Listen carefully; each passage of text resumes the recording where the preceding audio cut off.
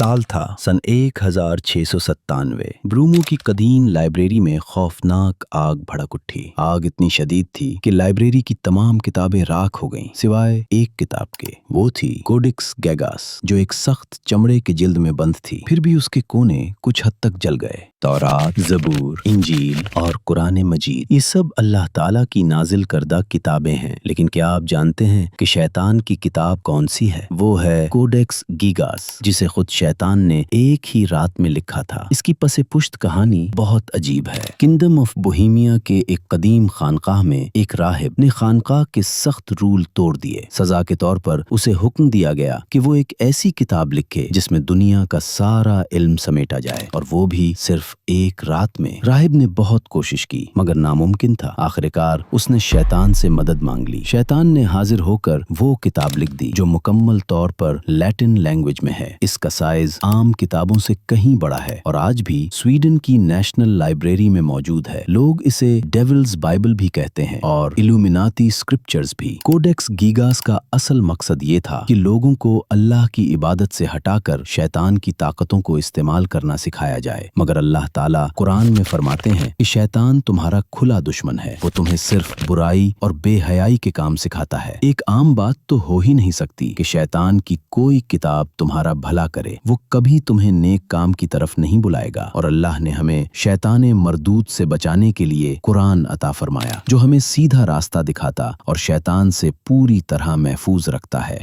तस्वीर शैतान की एक सफ़े पर है और उसके सामने वाले सफ़े पर है जन्नत की शहर की तस्वीर।